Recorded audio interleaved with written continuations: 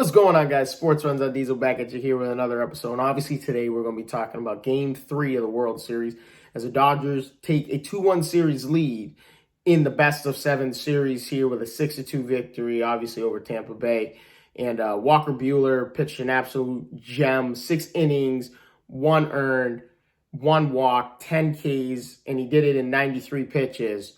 And him and Clayton Kershaw have obviously pitched gems here. Charlie Morton, the guy that I was kind of high on, he only gave up 1 earned in the last 15-plus innings that he's pitched. He just couldn't get it going. He pitched 4 1/3, gave up five earned runs, struck out 6. And, I mean, it's more than just, the pitching for Tampa Bay. They are not batting well, obviously, and you guys have seen that. They're 10 of 62 in their 2 losses. 23 strikeouts. That is not something that is characteristic. That's not a characteristic of this ball club. They've played fantastic all season long, and they get to the mountaintop, and the bats are not showing up. Now, as much as I want to say Brandon Lowe's bat hasn't shown up, he struck out 3 times last night, and that's not going to win it.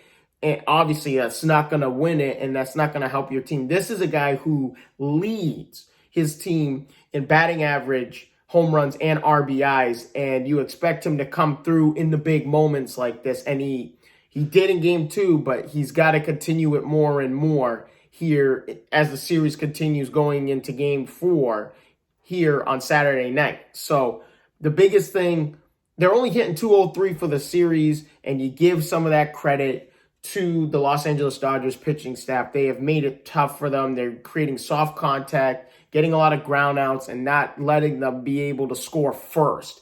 And obviously, the Dodgers jumped on him in the first inning, Justin Turner with that home run off of Morton in the first inning, and that's how they got going.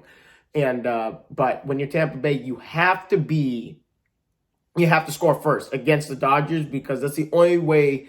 Not only the bats are going to stay, the bats are going to keep you, ahead in the ball game, but the pitching staff will be able to keep the Dodgers at bay and their crazy batting lineup. But they have to score first. Like I said, they are a league leading, and I got the record wrong, and I do apologize for getting the record wrong. They're a record leading 31-7 when they score first. I should say MLB leading, not record breaking, and MLB leading 31-7, because you can't be 31-7 when scoring first and play 162 games. It's possible, but highly unlikely that you'll have those numbers. So I apologize for getting those numbers wrong. Game 4, Tampa Bay's bats go up against the great Julio, and Julio has 2 earned runs in his last 5 starts, and that's in 22 innings pitched.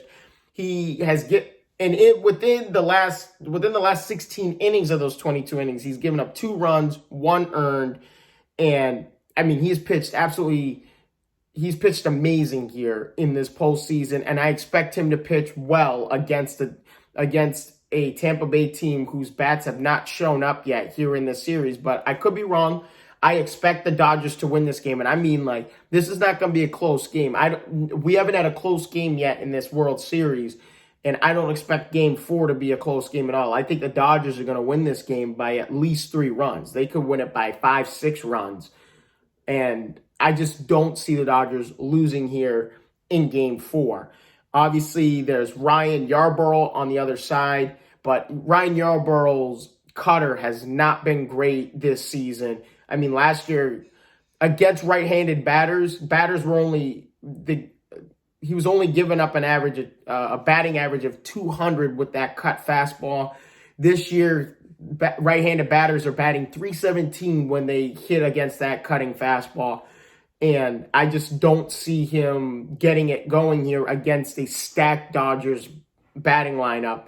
And obviously, the great Julio, the guy's only 24 years old, and his ERA is .56. I mean, we could talk about Walker Buehler. We could talk about Clayton Kershaw in the playoffs and how fantastic they've pitched.